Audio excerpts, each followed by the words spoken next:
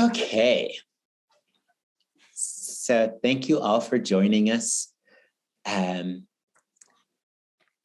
This effort is really about helping schools and school districts move in ways that improve outcomes for all groups of kids, but especially for Black students, because in so many ways, on so many different indicators, we see that as a huge issue.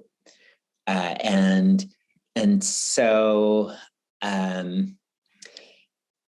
know that I've already asked those of you who are in the session about questions that you want answered, but please feel free to add into the chat questions that come up, but also please feel free to interrupt and just blurt out your questions, because it's really about helping you get a sense of what we're trying to do and how this might mesh with your efforts, okay? So as you probably already know, NCUST, the National Center for Urban School Transformation, has been around for a while, since 2005. We're based at San Diego State. And since we started, we have been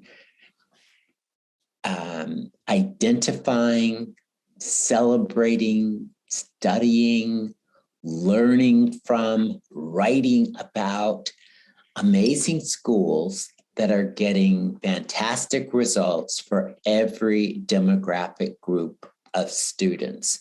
These are schools where there are multiple evidences of high achievement for every demographic group, low suspension and expulsion rates for every demographic group.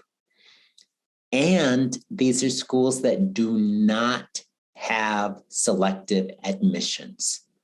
So by that, what we mean is that, there's some schools that would say, well, sure, you can come to our school, but only if your grade point average is up here, or only if you have a history of academic success, only if you have certain test scores.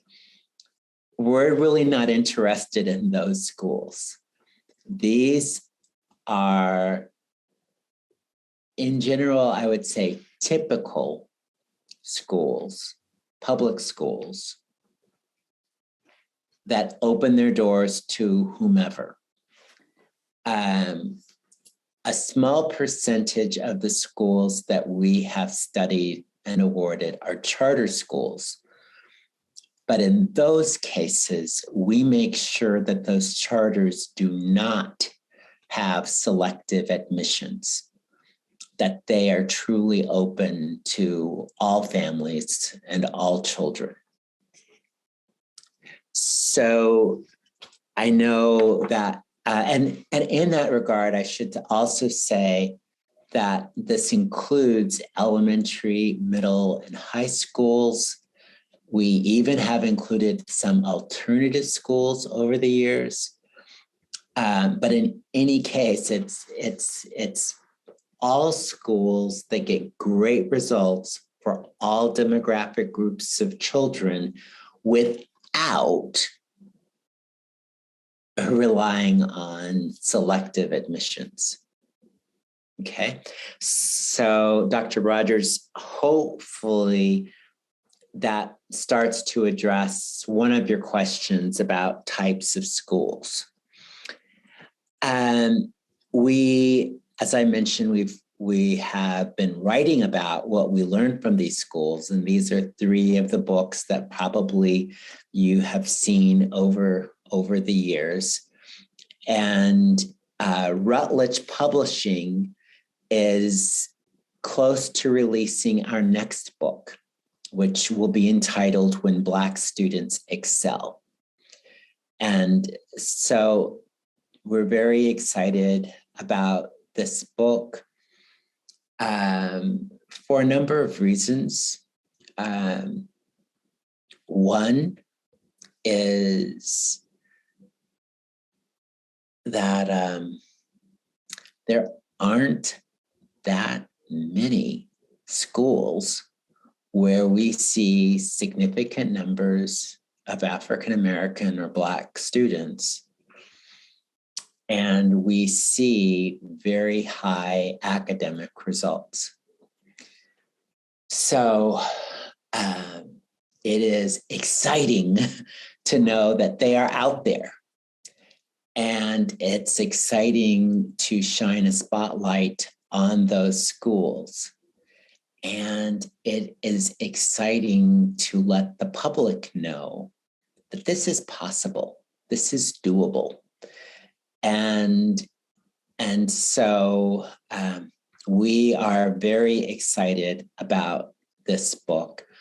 Also, we're excited because, quite frankly, every time we go out and we are studying schools and we're interviewing students and interviewing parents and observing teaching in classrooms and talking to administrators,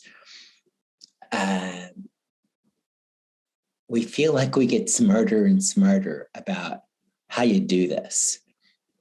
And, I would say a week after our last book came out, we were thinking, oh, we should have said this. Oh, we should have done that.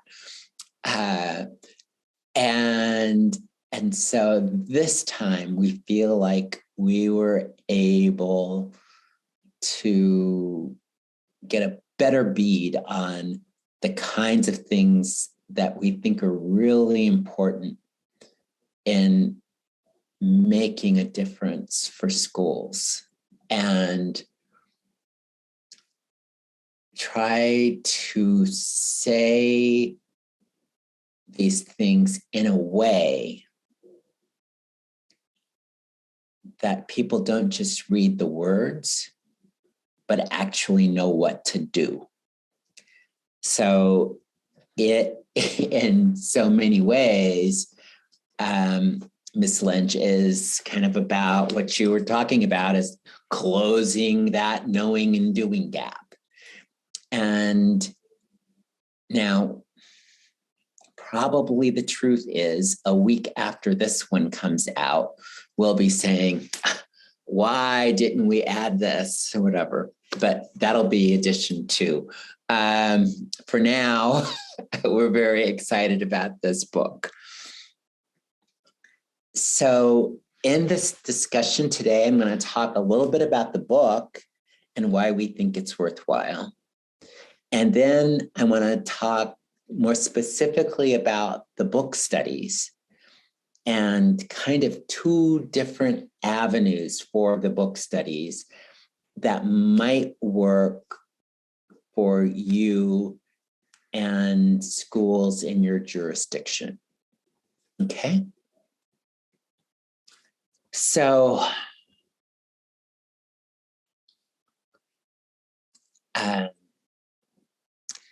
there's an author, Dr. Kunjufo, who wrote a book saying, the title of the book, "There's Nothing Wrong with Black Children." And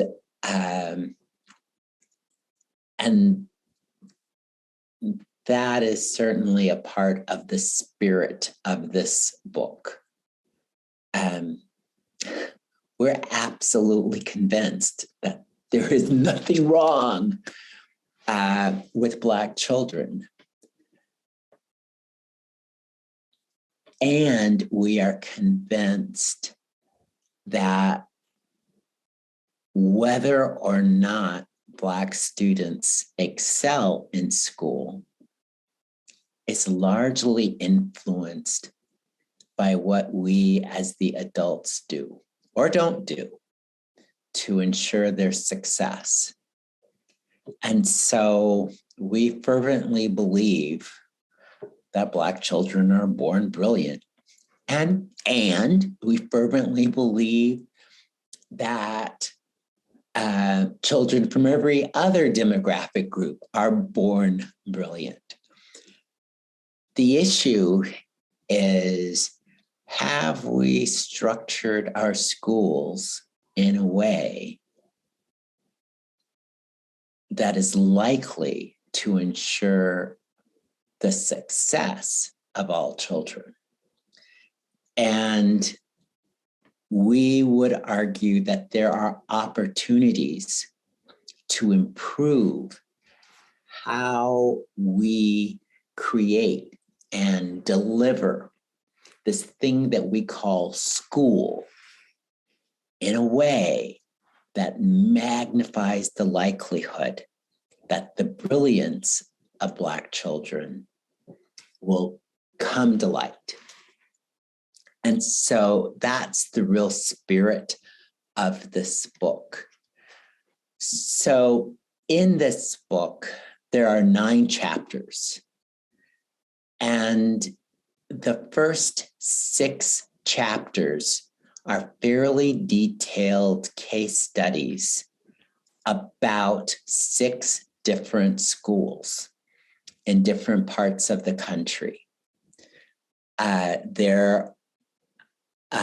Each one of these schools listed, I'll talk a little bit more about, but each one of these has a chapter. And so if you've seen our other books, you get lots of little snippets of 100 different schools. But in this book, instead, we chose to go deep with these 6 different schools, in part because of that knowing and doing gap. We thought if people really saw, okay, these were the real challenges that they dealt with at Maplewood Richmond Heights High School.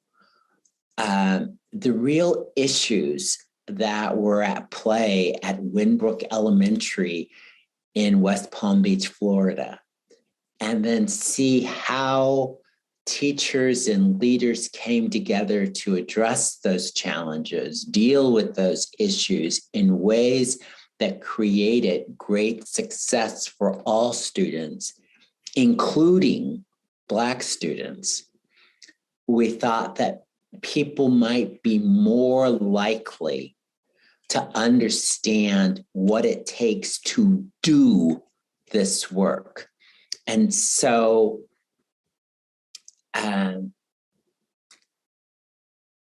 we created case studies of some pretty amazing schools. And so I'm going to just briefly tell you a little bit about each one of them. It's Concourse Village Elementary in the South Bronx. The South Bronx is the poorest congressional district in the country. Almost all the students served are either Black or Latinx. If you look at these 2 charts,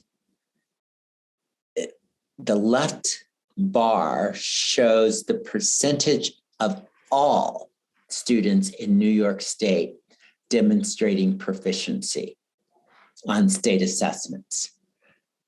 The middle bar shows the percentage of Black students in New York State demonstrating proficiency. The right bar, no, there's no typos here. The right bar is showing the percentage of Black students at Concourse Village demonstrating proficiency. Well, wait a minute. This is the poorest congressional district in the country. This is a school that has lots and lots and lots of challenges. This is a school that has been closed twice because of low performance and what was called a persistently dangerous environment. And now, look at what they are accomplishing. Winbrook Elementary in West Palm Beach, Florida, again, outperforming not just Black students in Florida, but outperforming all students throughout Florida. And this is a school that has maintained a high level of success in the state accountability system for the past 18 years. And you see that success not only on the state assessment, but you see that success when you walk into classrooms and you hear these diverse students discussing chapter books and discussing issues in the news and being able to explain mathematical problems and the algorithms for solving those problems and explain why those algorithms make sense. Patrick Henry K-8 School in East Harlem, New York, again, far outperforming students throughout New York. And this is a school that's, again, serving predominantly Black and Latinx children and has had a long history of success. Paul Laurence Dunbar Young Men's Leadership Academy is a secondary school. It started off 6th through 8th grade, middle school, and is now 6th through 12th school. And it's a newer school compared to some of the ones that I just shared, but they are achieving fantastic results. This is the only single gender school in the book that featured, but they are achieving remarkable success. And in English, they're still outperforming the state, but in algebra, in biology and US history, where Texas has end of course assessments throughout the state, they are far exceeding overall state averages in each of those subject areas. Maplewood Richmond Heights High School in St. Louis is, if you look at the state assessments, you'll see that they are close to being equal to the overall state averages in Missouri. But what's phenomenal about Maplewood Richmond Heights High School is the way ACT performance has grown over the years. And whereas Black students were generating an average ACT score of 14, it's now an average ACT score of 21. And so these students are going to four-year colleges, many prestigious four-year colleges, and having wonderful success. And then there is one school here in California that we included, O'Farrell Charter High in San Diego. And Again, the test scores on the state assessment indicate that Black students at O'Farrell are outperforming all students in general in California. But probably more important than that is that in California, as you know, we have the A through G requirements, right? In order for students to be admitted into a CSU or a UC campus. And across the state of California, about 43% of all high school graduates meet the A through G requirements. At O'Farrell, almost 100% of their students meet the A through G requirements. Almost 100% of their Black students meet the A through G requirements. So a lot of phenomenal successes across these schools. So in those first 6 chapters, we talk a lot about the stories of those schools and what leaders have done to improve and sustain outstanding results for all demographic groups, but in particular Black students. But then in the last 3 chapters of the book, we have tried to synthesize across these schools to say, here's what we see, and here's what should be the takeaways from leaders in schools everywhere who are seeking to improve outcomes for Black students. And in essence, what we're doing in these chapters is we're saying, hey, you know, we as educators, we have some pretty phenomenal power. We can create schools in which Black students are likely to fail, but we can also, if we choose, we can create schools in which Black students are likely to succeed. And there are actionable implications for all stakeholders, whether you're a teacher or principal or a superintendent. There's things that you can do to make a difference. And I think, you know, one of the things that is certainly a part of the California context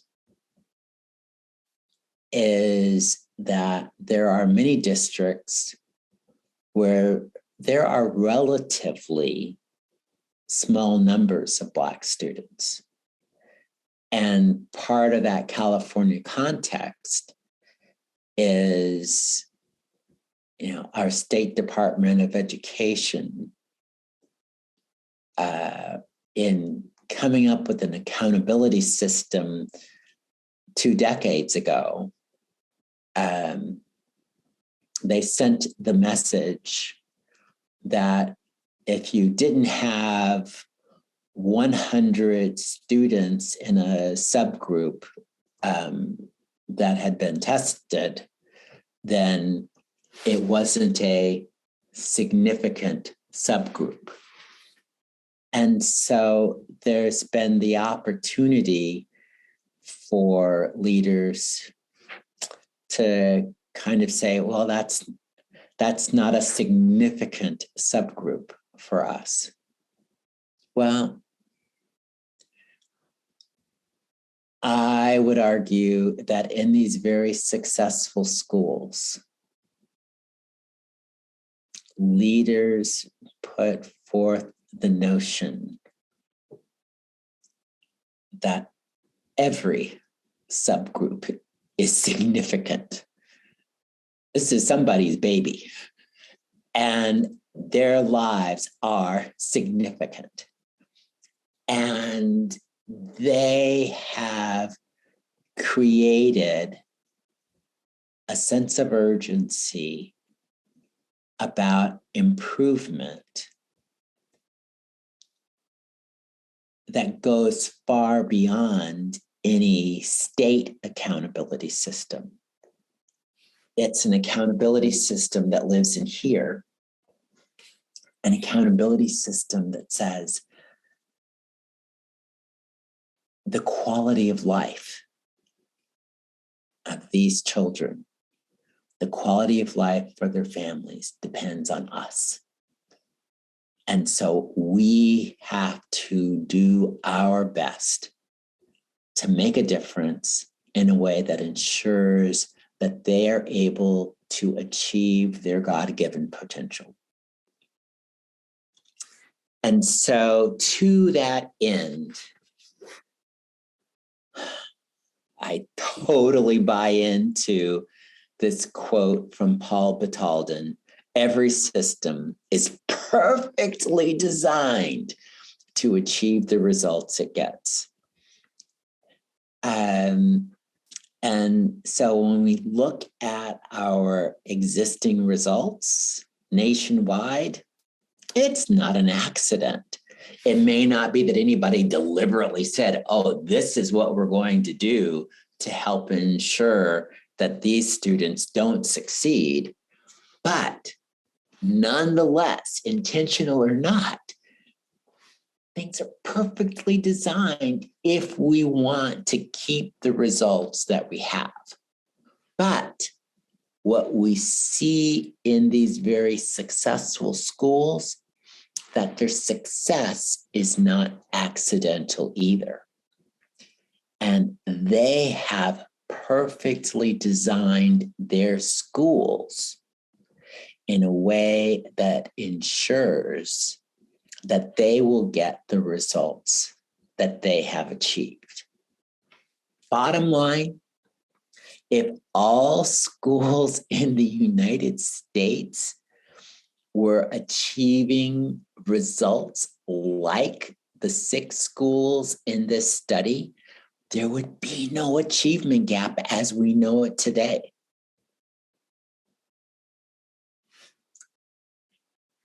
They have perfectly designed their schools in a way that is getting the most out of their students, in a way that's helping their students achieve their dreams.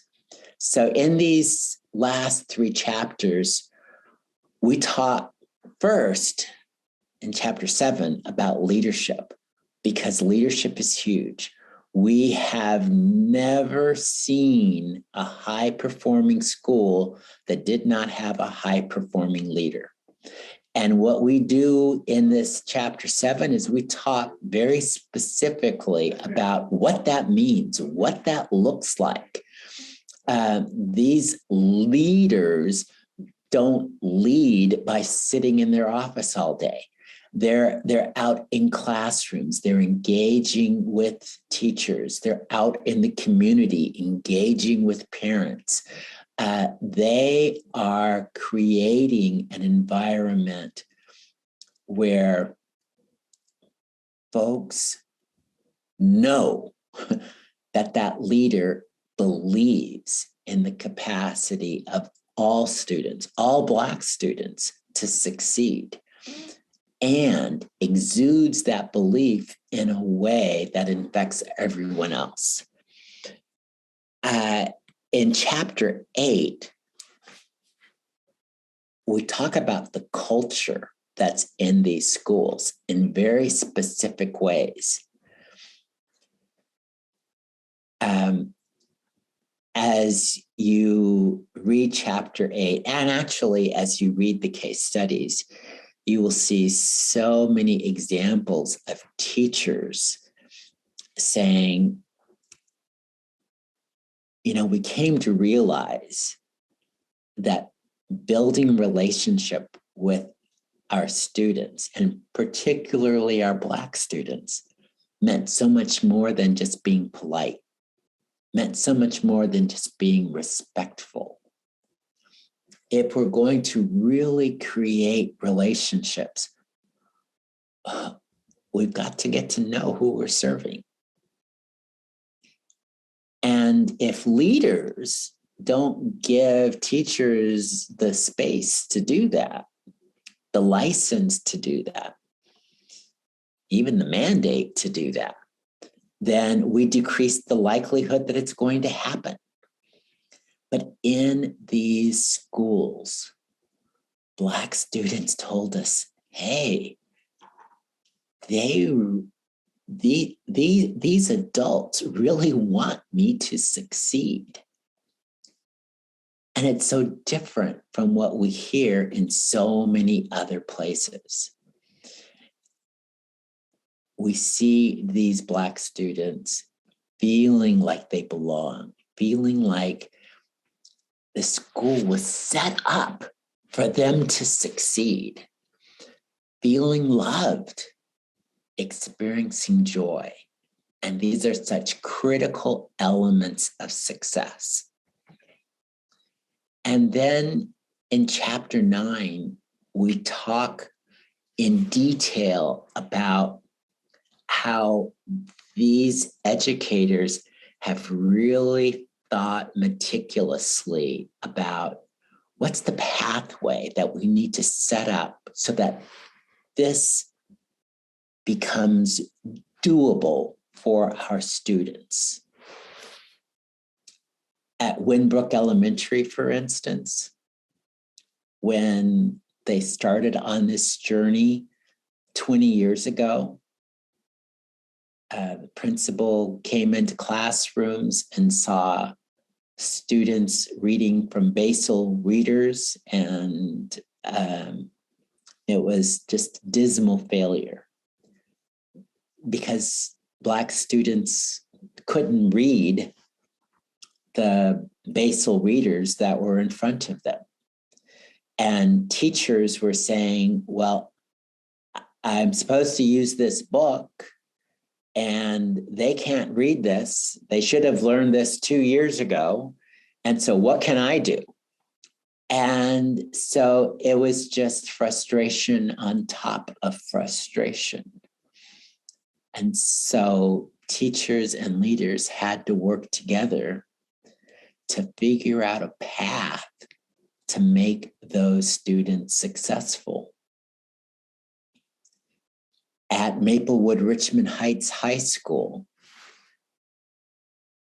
they didn't offer that many advanced placement classes or dual enrollment classes because they didn't perceive that they had that many kids who needed those classes or who could benefit from those classes.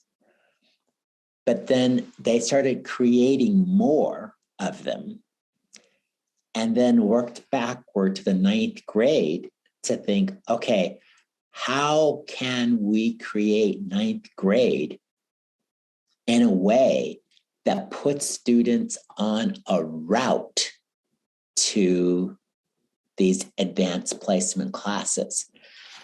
They created the pathway that made it such that Black students and all students would have a real clear opportunity to achieve success. So that's information about the book.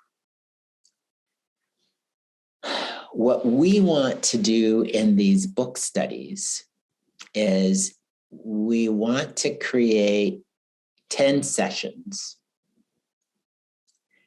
And in those 10 sessions, we'll start with an overview, which would be session 1. And then each additional session would cover the next chapter in the book. So by the time we finished 10 sessions, we will have covered the entire book. And in each session, there would be opportunities for the participants to, 1, hear from the authors, 2, hear from the principals and teachers and other personnel at the featured schools, and 3 have some opportunities to engage with each other. And so the idea is that every participant would receive a copy of the book. And actually, if they're wanting a paperback copy, then we would give them an autographed copy of the book. And they would have these opportunities to participate in these virtual sessions that were focused on each chapter of the book. Now, there's 2 ways that we could see this happening. One is if there's a relatively small number of folks participating, they can join this big national virtual book study. The other way it could happen is that if there is a concentration of participants in a school district or in a county, there could be a book study that is tailored just for that district or just for that county. And so you'll see on this slide how the substance of this is pretty much the same on both columns, right? But in this page, we kind of start to share the differences. If it's a national book study conversation, there's going to be set dates throughout the year, and every participant is invited to log in to the session on those set dates. But if it is a tailored conversation, then we would work with that district, with that county office, with that university that was sponsoring the tailored session. And then we would work with them to pick dates that worked for you and your constituents. And then while we still would encourage the format of having the 10 sessions, we might try to tailor those in ways that helped address some of the issues within that district or within that county. And we could do that with the support of the entity that was requesting this tailored session. In any case, we would recommend follow-up activities. So in the National Book Study, we would say, hey, after attending this session, here's something that you might do back in your school. Encourage your colleagues to join you in doing some empathy interviews where you go out to students and you ask these 3 questions, and then you listen to the responses and you think back with your colleagues about what might be some strategies to address what you found. In the tailored book study, we would tailor those follow-up activities to the participants involved. And then there's some differences in cost. So with the National Book Study conversation, even if it's just one person, it can be done. We can bring that one person in. The fee is $200. They get the book, they get the autographed book, and they get the opportunity to attend these 10 virtual sessions.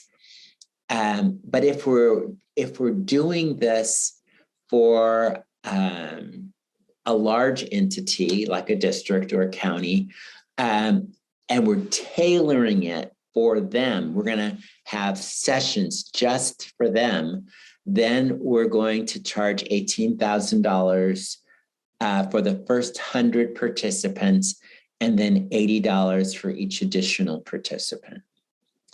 So I think that gives you, yes, the general sense of what this is about. So let me pause and see if there are questions that I can answer.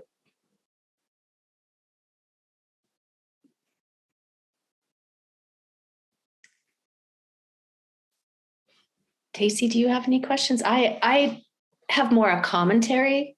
Sure. Or a wondering. So this is wonderful information. And so I was thinking of different avenues and access points and variety of, I have to think through with our deputy superintendent, but I think that the information is going to resonate with a couple of our districts specifically. And Amy and Tacey jump in. But I think there's an implementation issue again. We could be a gathering place. We get people in the room, but are the right people in the room? And some of the right people have a year ahead of them is incredibly busy already. Mm-hmm. I mean, and so that's where I am with that is I would have, this might be the one most important thing that they do, but also they might not see it that way. Absolutely. Is that making sense? Because we do this a lot with them. We do a scope of work or whatever, and they'll say, this is really great, but I don't know if I can get I have 11 openings at this middle school. So maybe we continue that conversation. Let me talk. This is what my first thoughts is we need to talk about amongst ourselves and look at how we can reduce some of these barriers ahead of time. I don't know, Amy, Tacey, I'm going to stop. Because I want your thoughts. If I may just jump in to say, what I hear you describing, we see as an issue at schools all across the country. This is a difficult time to be an educator. Whether you believe that we are post-pandemic or in the middle of the pandemic, or at the beginning of the next pandemic, whatever you might believe, bottom line is educators are experiencing tremendous frustration, and it is really shaking the profession at its core.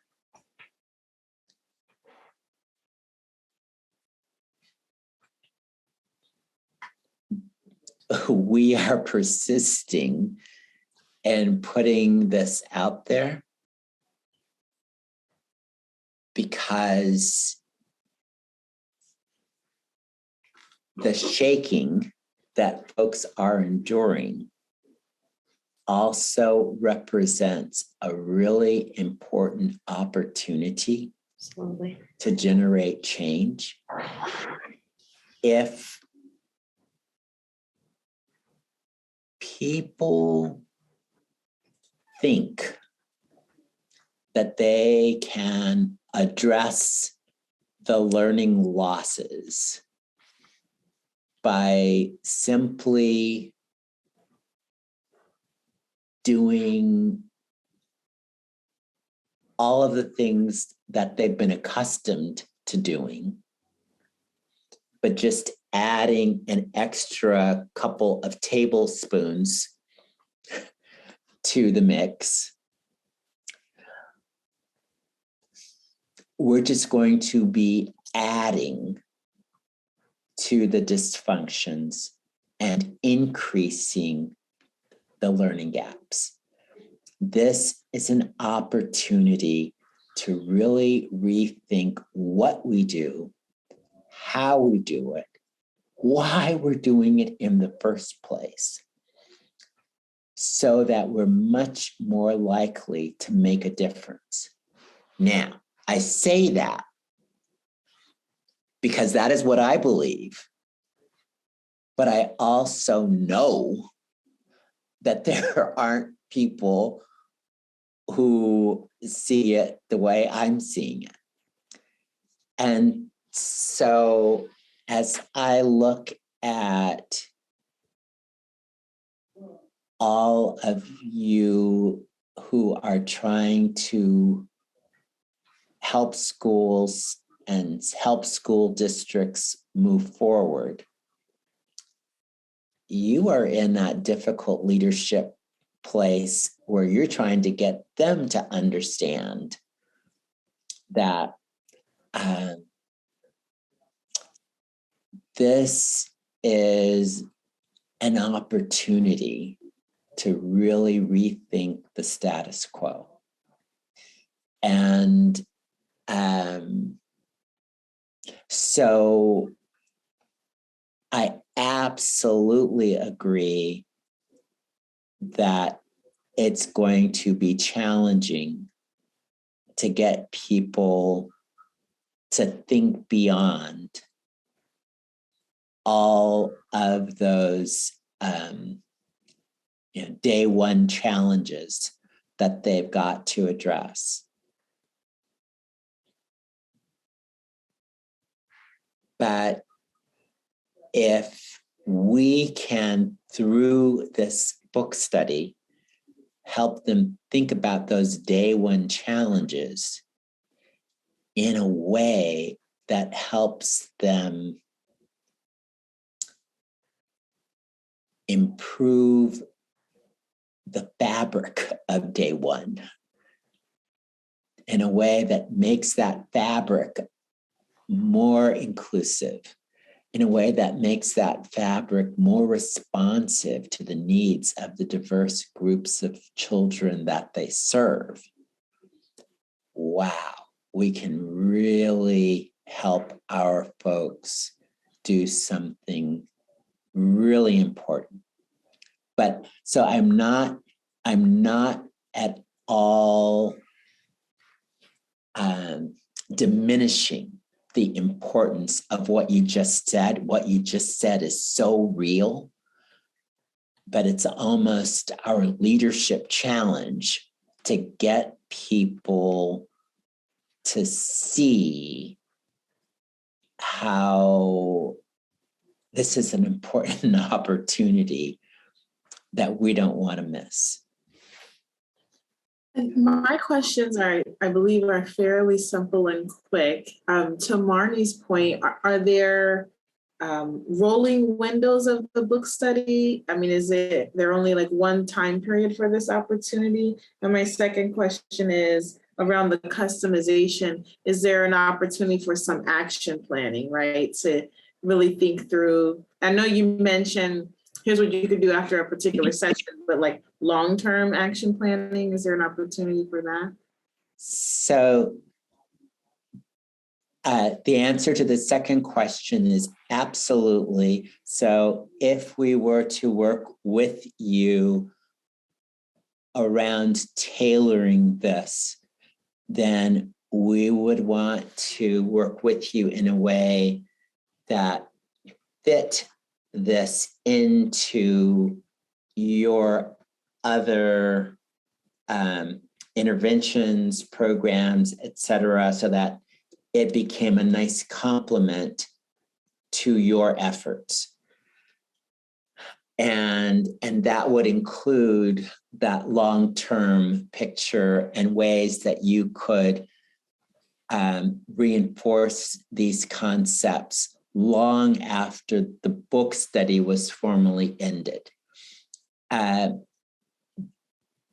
first question is also, the answer is also yes, and that it's not just that there's going to be this initial, so the National Book Study, we envision that starting in mid-November.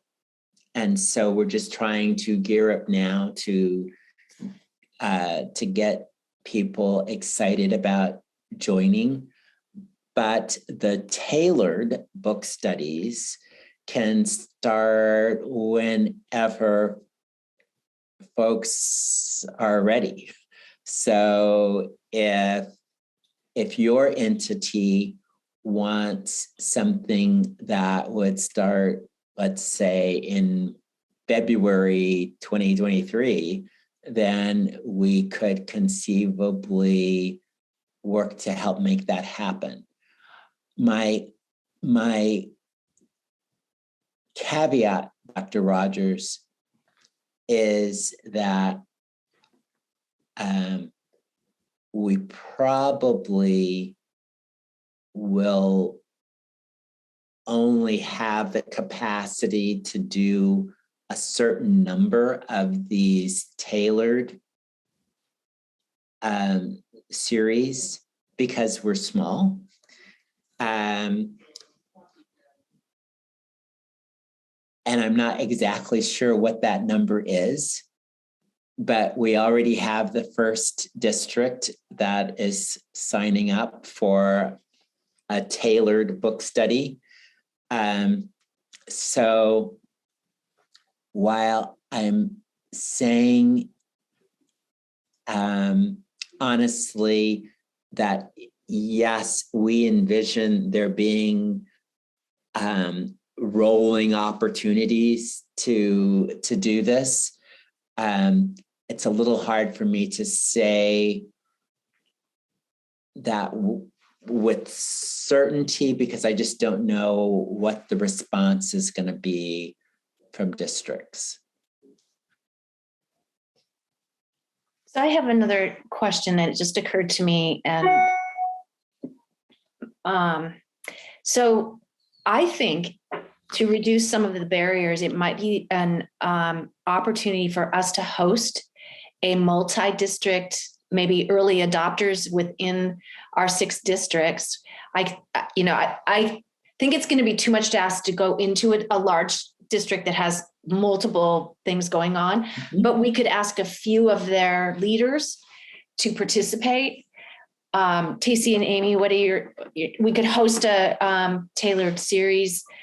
Well, we could talk about that, but I think we'd get more people in the room that way than if we did it in a district. It might be a good opening of a door. As I agree with you, we can't take no for an answer. I wasn't making that comment to say, I had to think through so if I think of the barriers, how can I reduce them? And this is one that just came across, and we know who those early adopters are already. And we have deep relationships with our district. So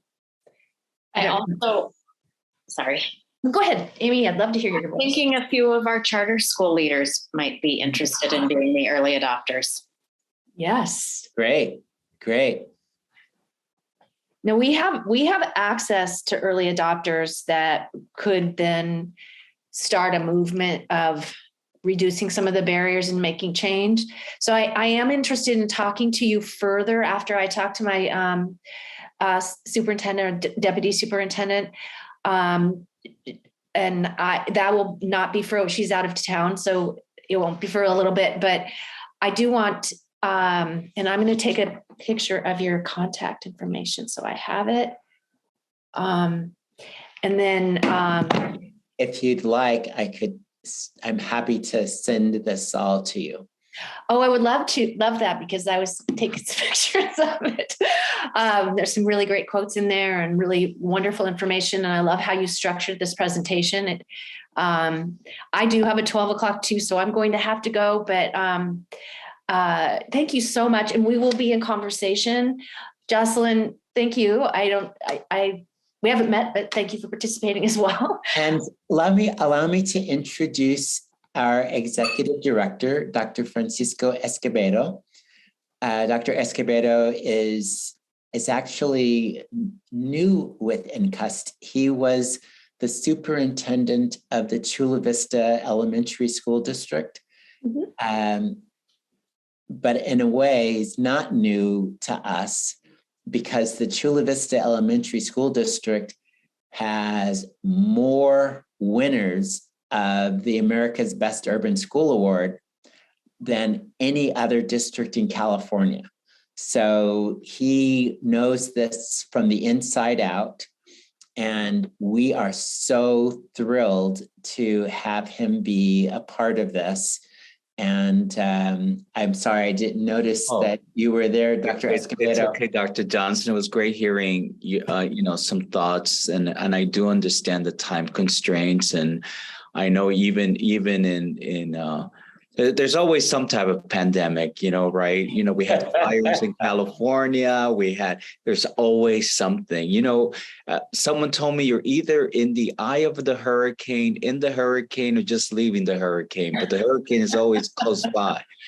So one of the things that I have to say is, yes, time, there's never the best time, but what makes this a little different from many other things is that we're taking a strength-based approach, right? How many times have I've been on English learners, Latino, African-American, and it's always what's not working, right? This is a session of what works. And I'm telling you, once you see your leaders connect and find value with this content, they're going to want more instead of, oh my goodness, I have X, Y, and Z to do. So just know that we do understand the urgency of the moment and the many other moments that we'll have in the future. But I think when leaders find value on something, they will find time to it. So I agree with you. Well, thank you so much very much. I can't tell you how much I appreciate this and your time. So we'll be in touch after I run access and look at what we've got going on. And I definitely, please tell me when the book is actually going to be for sale. So the publisher is kind of guaranteeing us November 1st, but everything is pointing toward an earlier release than that. Okay. So we've been getting back all of their detailed queries, et cetera, faster than they have requested. So we're hopeful that it will be sooner than that. Okay. Because we will buy it sooner than that. Well, hopefully we can do it all as a part of this, and so that it's more than just buying a book, but it's really getting people engaged in the conversation. Yeah. No, I think the way you've structured this is really smart. It's really smart because the county offices buy lots of books that don't get read. It's the truth. I read them, but I buy them for others, and I still see them in the libraries. And so I really think that particularly this topic needs a facilitation. So I think this is great. But I do have to go.